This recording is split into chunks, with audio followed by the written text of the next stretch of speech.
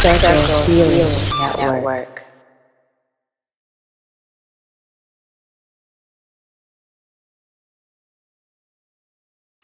Hello, welcome back to Circle Healing Network. Today we're going to continue on our series of exploring the Mandela Effect through QHHT sessions. I'm here again with Barbara Becker, who is the QHHT practitioner and the woman who has guided these sessions and has been able to ask the questions of the High Council. If you've looked at the first one or any of our other sessions, you'll know who the High Council is.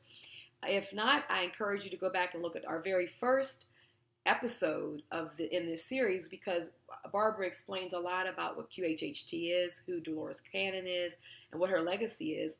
If not, we also are posting it beneath this video, so you'll be able to hit those links and go right in to find out more about QHHT and Dolores Cannon's work.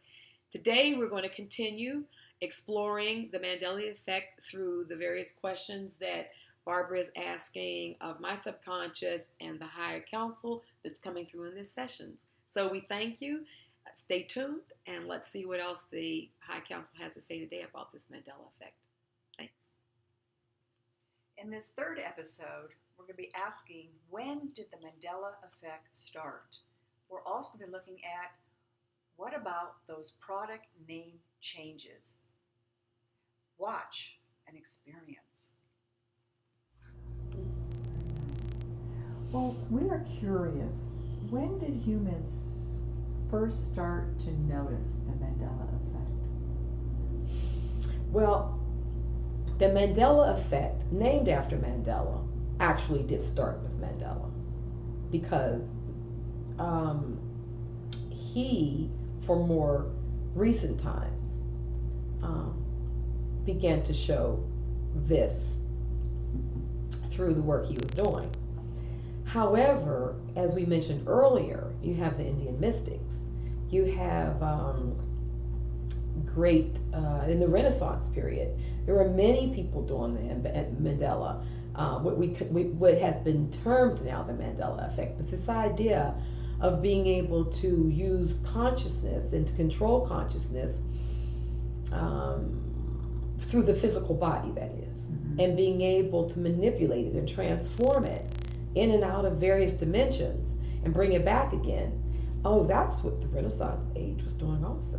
People like Michelangelo was a master of it because he could actually, he was able to go inside of a piece of marble and physically pull the figure out because he physically was able to take his consciousness into that block. And he was known for being able to say that the stone revealed itself to him. This was his way of trying to say, this is a process that we all can do. So that was a period in time that it was very prevalent. If you go back and look at any of the civilizations that were very very creative and very well-known, very spiritual and peaceful. This is what we call now the Mandela Effect was going on. And that's why it's very hard to reconcile history. And people are now trying to reconcile history and having a hard time doing it. Because this timeline that we've been told is a current, consistent timeline, in fact, isn't. It isn't. It has done this, the weaving, as in the tapestry. Okay. Are you talking about the collective timeline or individual timeline? The collective timeline, this collective historical timeline of planet Earth. Let's say the various society, the various civilizations like the Sumerians or the Egyptians and these things, which were where we can find examples of what we call the Mandela Effect. What people are beginning to discover, there's some work that various people on the planet have discovered, that the timelines, the physical timelines, like, from, BC, AC, through this type of thing, don't seem to match up. Well, no, they don't. Because, let's see how we can share this. For instance, if we just look at what's happening right now with the Mandela Effect, and people remember people dying, watching funerals, crying. A few years later, they find out the person's alive. Or remember products being named one thing, and now all of a sudden, clearly they aren't named that, or spelled that way, or whatever.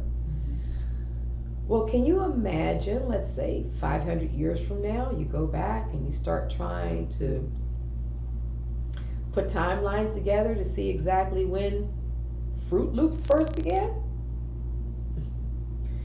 You see it spelled one way, and then later you see it spelled another way. Well, wouldn't you be pretty confused as, well, what is the actual time? Oh, maybe these are two different things. And you hear that a lot. Well, maybe these are, when they discover different things, well, maybe these are two different things from two different time periods. No, it's the same thing. It's just the idea that it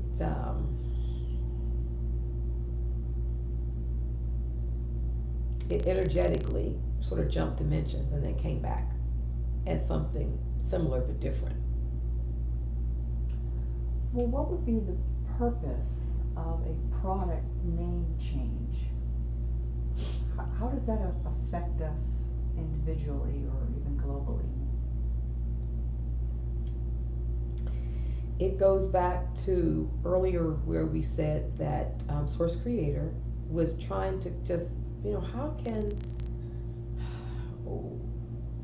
I bring humanity and all of us, meaning, again, we want to really reinforce the idea that even though we seem that we're on another side, in a different dimension, we're angels, we're higher selves, we're up, we're oversouls, whatever we're being called, that we are you, we are a part of you. And so Source Creator sees all of us beings of consciousness as the same, okay? So when we say we want to try to maybe make sure that we're clear there. Aware of being one. And because the universe is a universe of love and joy and fun,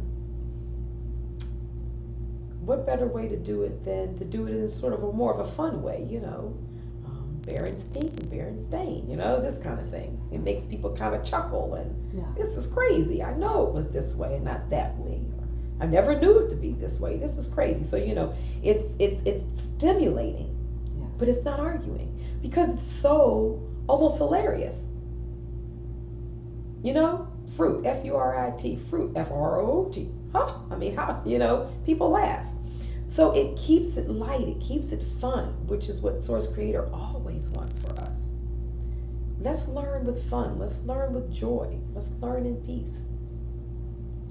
And so these type of shifts are purposely inserted into this tapestry we're talking about in order to get your attention.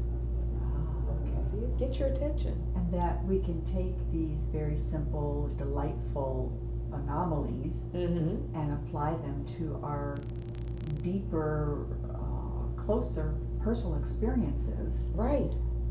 Where there are differences in perception, and not to take it so seriously, not to try to use it to divide or separate one another, but to perhaps to bring us to a greater understanding about one another, having different perceptions and experiences. Precisely. There is no right or wrong here, because they both exist. Yeah. And what hopefully will occur, and what we oversouls are charged with doing, is to help integrate. So let's say you remember, let's keep with the example of the Fruit Loops. Let's say you remember it F-U-R-I-T, and you meet another individual who remembers it F-R-O-O-T. Those are two strands. Let's think about the tapestry again, that are supposed to come together, because it's like being able to see polarities. It's like being able to see negative and positive as energetic charges. You see? So you're to be attracted together, to work energetically together, to move to another point.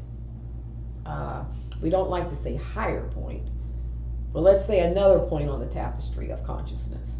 Okay.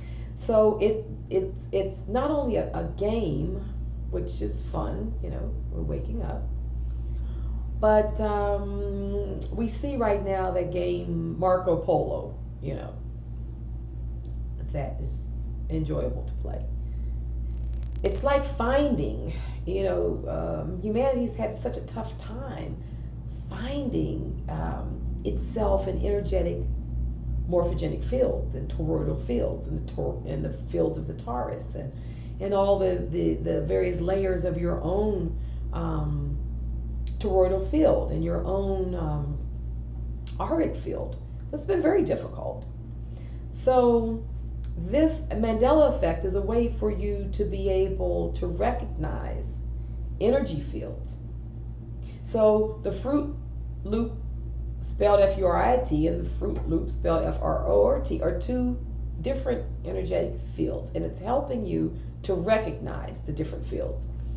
So the hope is for you to recognize the energetic field of that memory. That person has a particular memory, so that memory strand, and not the person themselves, or that they remember something differently. It's a way for humanity to begin to open up and see all the various, it's almost like we said earlier, the threads, the color threads. It's helping you to see red and blue and green and yellow, like auric fields, like the color of the fields or the color of the chakras, so that the idea of energetic fields becomes real, becomes tangible. It's a way of making it tangible. Okay. Well, thank you.